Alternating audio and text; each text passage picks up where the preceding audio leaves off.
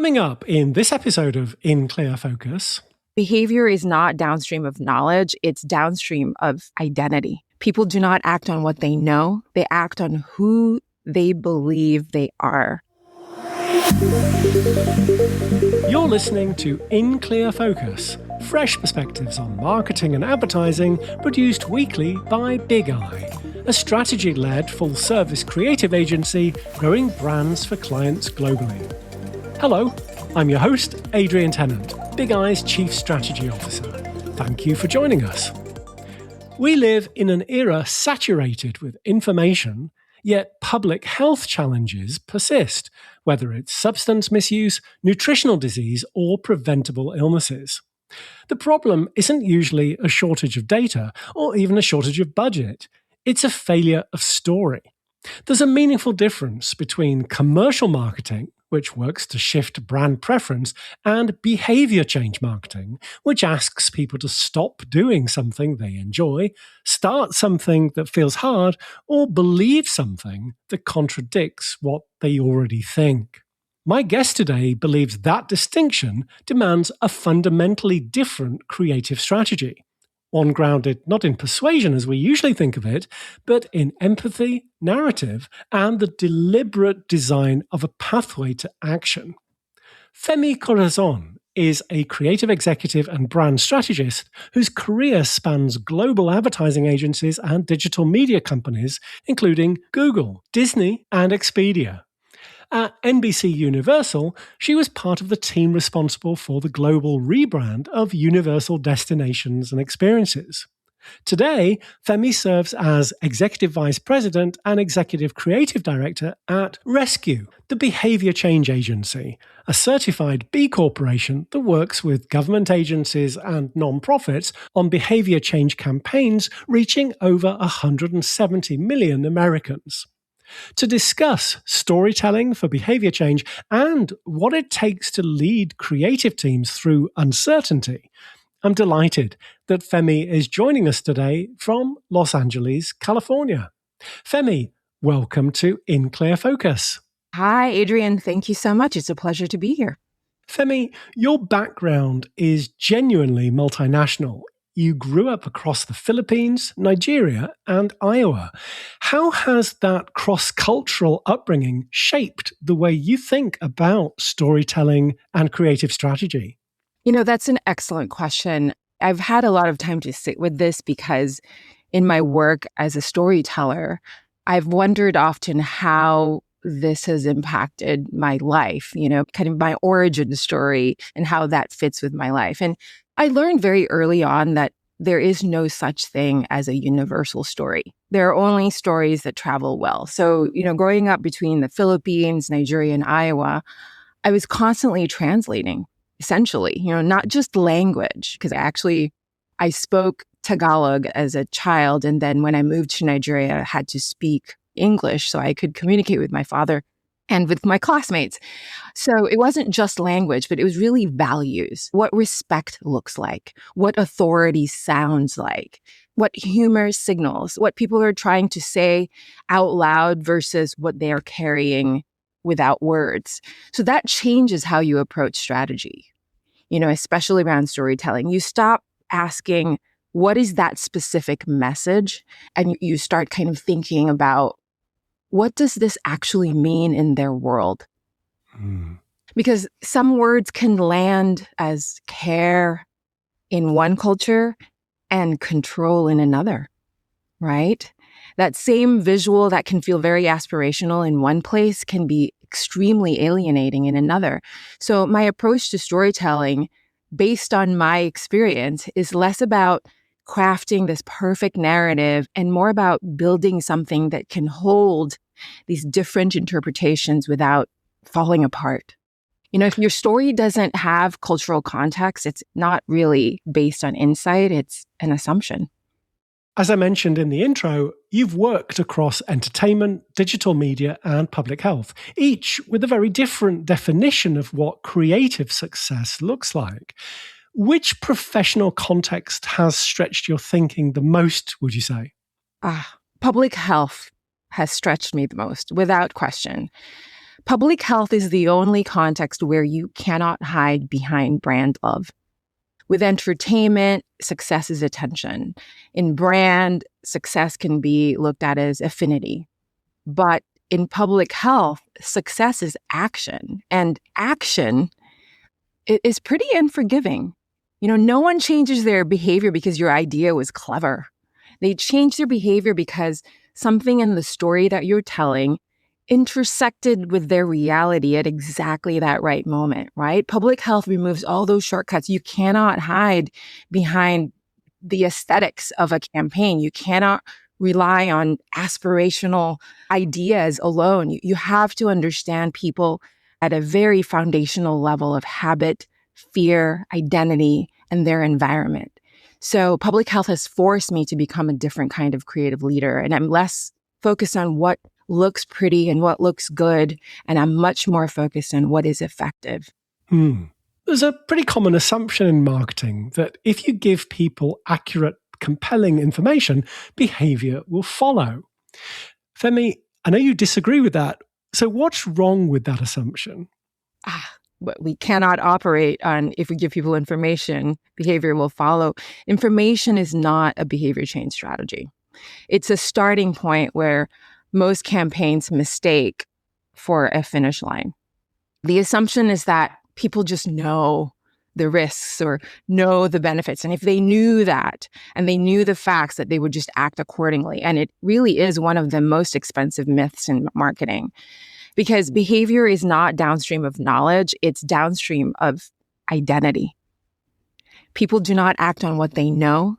They act on who they believe they are. I mean, let's think about it. Every smoker knows that smoking is dangerous. Every person knows that they should go to the hospital or to the doctor if something isn't feeling right, but they don't necessarily go. So knowing that information is really not the problem.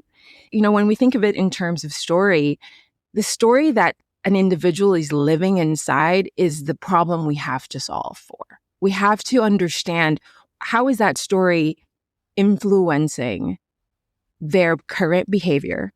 And how can we change that story in a way that feels organic and relatable to them so that they actually move and take action? So the only way to change one story is a better story, not a louder fact, not more facts, not more information. It won't move the needle. People need a reason and a path to do something different. So when you're building a behavior change campaign, what are the essential elements you found that make a story capable of actually driving action as opposed to simply building awareness of a problem? There's so many different ways to tell stories, right? But when you're thinking specifically about behavior change, a story that actually changes behavior has to do three things. It has to transport you, meaning you forget briefly, however briefly, that you're being persuaded. Because it goes beyond persuasion, it also has to mirror you. It has to feel recognizable. The person at the center of that story has to be recognizable enough and relatable enough that you can see yourself in that story. And most importantly, it has to shift something. Not just your opinion, but also your sense of what's possible for someone like you. If I put myself in that story, do I see something possible for someone like me, something that I can do today to move my behavior to this other thing, to an outcome that is more desirable? Behavior change campaigns often need to reach audiences who are skeptical, disengaged, or actively resistant to the message. How do you build genuine cultural resonance into creative work so that it can actually break through to those difficult to reach audiences? Resistance is a trust problem, and you can't solve a trust problem with a better headline. The audiences that are hardest to reach are usually the ones who have evidence or experience that institutions haven't been honest with them. And unfortunately, they're often right, especially when you think about the audiences that really could benefit from public health messaging. So the first thing that I think is important for us to consider is we have to stop trying to convince people of something and start trying to understand what story they're already in, right? Because the truth is resistant audiences are not irrational. And I think that sometimes is the assumption. They're perfectly rational inside the story that they're living in, but we didn't write. And we can't override that simply by writing better copy or having a better, cool, creative idea. Because cultural resonance, it's an acknowledgement that this audience has a worldview that deserves to be met. So the work that breaks through that is work that says, I see you, we see you, not listen to us, we are an authority. Listen to us, we know better, we know what's good for you. It has to be, I see you, I see your challenge, I see how we can help you solve that challenge. Here's a way, here's a path, here's one tiny little thing you can do today. How do you typically acclimate yourselves to these difficult to reach audiences? Is consumer insights research a part of that? Absolutely. The agency that I work with, we do a lot of formative research. We dive deeply into what the challenge is to begin with. What is the public health problem we're trying to solve for? We also look at the stories that we're telling and run that through focus group testing. So we do get feedback, one from the audiences themselves and what the challenges are that they're living through. And then we sit with that, obviously, with insights and strategy and formulate what exactly is that small behavior change that we can start to encourage so that people can start to move towards that eventual outcome that we want them to get to. Makes sense. Well, marketers and agency professionals whose work isn't in public health probably sometimes assume that behavior change is a specialized niche with some pretty limited crossover. Femi, where do you see the most valuable applications of behavior change thinking in mainstream brand strategy? You know, behavior change is literally the job, right? It's the foundation of all marketing. Every brand is trying to get someone to do something differently, whether it's try products, switch a service, pay more money, stay loyal to us. That is de facto behavior change. The thing about public health is that it makes it just much more explicit and it raises the stakes because we're talking about, in a lot of instances, we're talking about life or death decisions, life or death behavior change. But those same principles apply everywhere. You have to understand the barriers. You have to design for habits. You have to reduce friction. You have to create emotional relevance. And that opportunity in mainstream brand strategy to move beyond persuasion and into really thoughtful design around experiences, environments, and narratives that make that desired behavior the easiest choice is really something that marketing in all its forms could really benefit from. Let's take a short break. We'll be right back after this message. Hello, I'm Paul Sloan, author of The Art of Unexpected Solutions, published by Kogan Page and the Big Eye Book Club selection for April. I've spent decades studying how the most transformative innovations in history arrive not from careful planning, but from unexpected discoveries, accidents, failed experiments, and chance encounters that only produce results because someone was curious enough to pay attention. In the book, I share practical techniques for challenging assumptions, cultivating serendipity, and finding solutions that others overlook, with examples drawn from business, science, sport, the arts, and many other fields. As an In Clear Focus listener, you can save 25% on The Art of Unexpected Solutions when you order directly from koganpage.com. Just enter the exclusive promo code BIGEYE25 at checkout. Shipping is always complimentary for customers in the US and the UK. I hope this book inspires you to approach your toughest challenges from a completely unexpected direction. Thank you.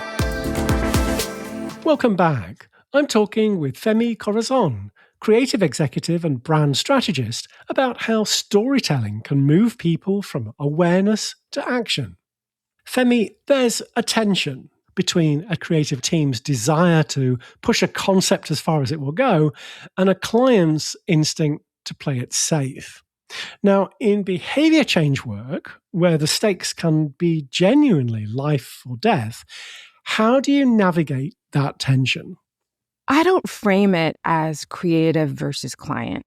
I find that that framing is a bit too convenient and it doesn't necessarily guarantee a good outcome. I believe that the thing that behavior change thinking can do for a client is for us to think about what work works, what work is effective, and work that plays it safe doesn't work, right? So it's my job as a creative leader to make the argument for creative courage in the language of the outcomes, not in the language of the aesthetics. So it can't just be pretty, it has to be effective. It can't just look good, it has to move action. So I'm not asking the client to be brave because brave is cool.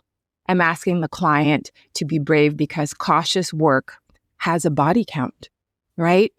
And that's just not something that we want to mess with public health.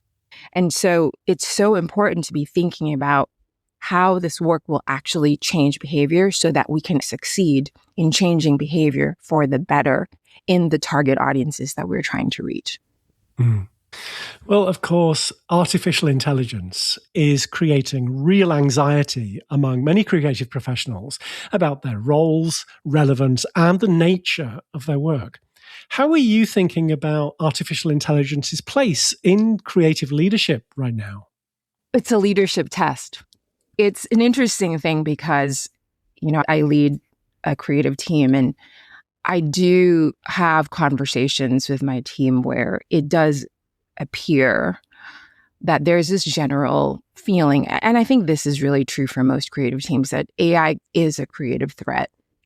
But I think it's more so a leadership test.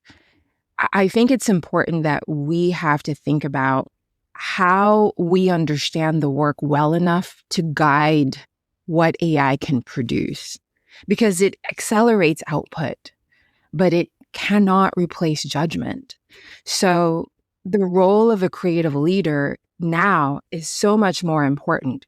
We have to set the standard. We have to define what good looks like. We have to protect the integrity of the idea. And we have to manage the emotional reality of our teams. They're anxious. They're questioning their value. So part of leadership right now is creating clarity, trying to make it very clear where AI helps and where that human perspective matters more than ever. So AI can generate content and it can be a useful creative assist, but it simply cannot replace trust, conviction, and taste.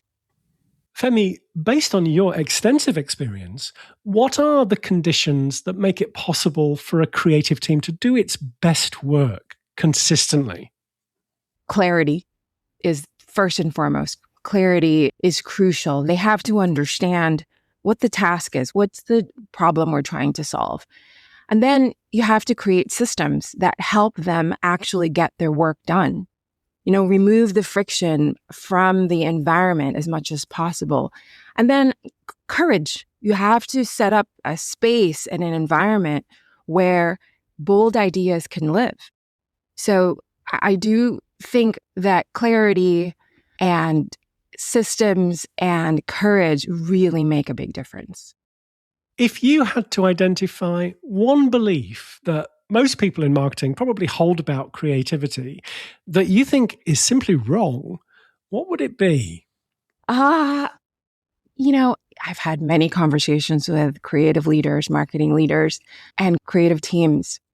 I think that the belief that creativity is about originality is not necessarily accurate.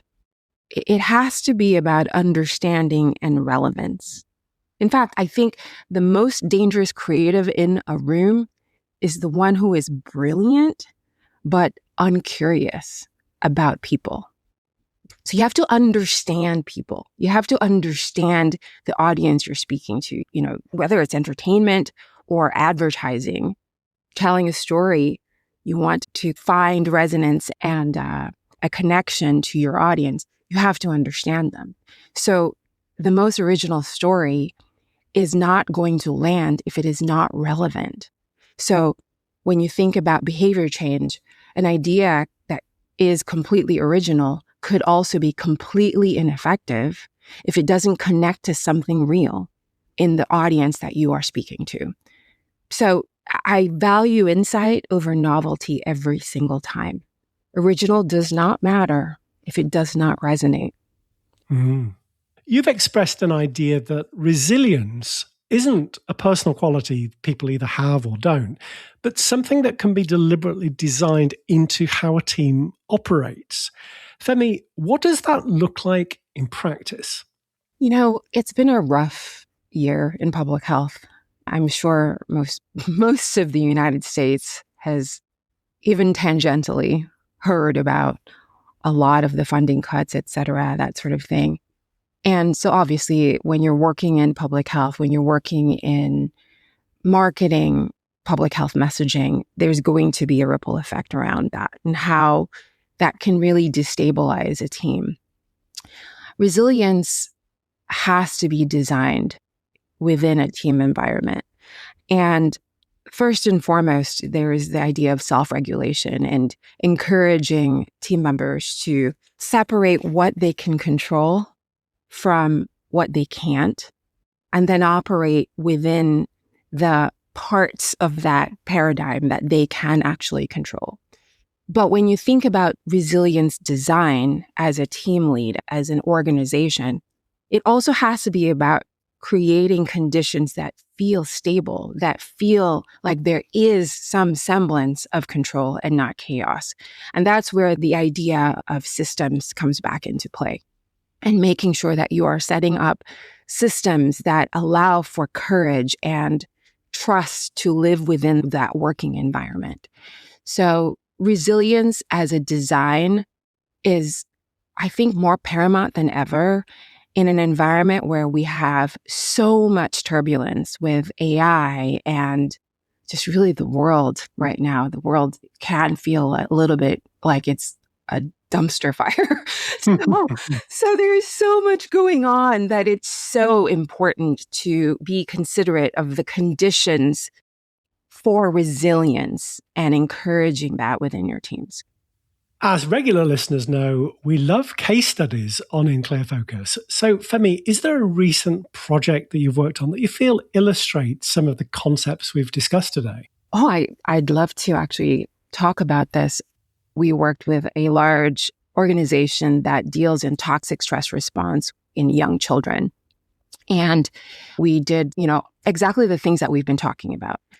We did some research with the target audiences and grew to understand that there's a through line through generational trauma into current parenting mechanisms, current parenting habits that can cause conditions around toxic stress response to manifest and really continue to impact that individual as they get older.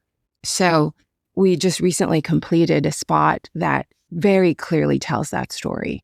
And I cannot wait for it to hit the market because I think it's going to be really impactful around illuminating the conditions in which toxic stress response actually begins to form and multiply unfortunate health conditions in an individual as they get older. So it's important to really start to tell a narrative that actually helps people see themselves in it, illuminating an individual's experience from childhood and carrying that thread into their adulthood has been something that for this particular campaign is actually incredibly important because it starts to crack open the idea that actually that could be me. That could be me, and I should pay attention, and I should make sure that I understand if in fact I am repeating some of those behaviors that can cause the same challenges in my children. Looking ahead, where do you see behavior change marketing going over the next few years as artificial intelligence tools reshape how creative content is made and how it reaches people? It's interesting. I've spoken a little bit about systems within a workplace. And now I actually think we have to think about systems at scale to operationalize production of content that actually feels relevant to individuals we're trying to reach. We're entering a period where content is so abundant and so frictionless to create that getting attention can now be a pretty scary thing in terms of trying to get to actually grab attention and move people into action. So in this environment, the only thing that will cut through is genuine narrative resonance. And stories have to feel personal. They have to feel like they were made for you. And they can't just be stories that are coming at you, which can happen in a world of such copious content production. AI is going to get better. AI is going to get better at personalization. But what cannot ever change is that human insight that can make a story feel true.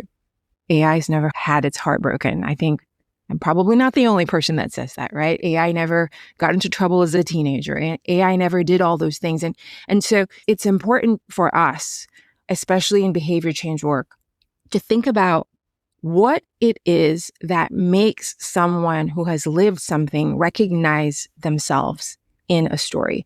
They've lived something, led something, lost something, felt something. The stories that are going to resonate actually capture that. The agencies and brands that understand that story is the way forward, that story is the key to behavior change, that invest in strategic creative leadership that understands this and maintains the humanity in the stories that they're telling, the same way that they're investing in technology, are the ones that are going to lead the charge. Femi, what is the responsibility of a creative leader right now? The responsibility of a creative leader right now is about creating the right conditions to produce effective work. They have to be thinking about culture and clarity and resilience.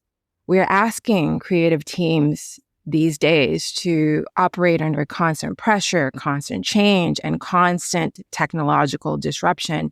So leadership has to be thinking about how we build environments where people can do their best thinking and not just their fastest work. Creative excellence now is a byproduct of how you lead. Great conversation. Femi, if listeners would like to learn more about you or your work, what's the best way for them to connect with you? Well, I am on LinkedIn at Femi Corazon, and I'm on Instagram at Femi Corazon. So that's probably the best way to reach me. Perfect. Femi, thank you so much for being our guest this week on In Clear Focus. Thank you. It's been such a pleasure. Thanks again to my guest this week, Femi Corazon, creative executive and brand strategist. As always, you'll find a complete transcript of our conversation with timestamps and links to the resources we discussed on the In Clear Focus page at bigeyeagency.com. Just select Insights from the menu. Thank you for listening to In Clear Focus, produced by Big Eye. I've been your host, Adrian Tennant. Until next week, goodbye.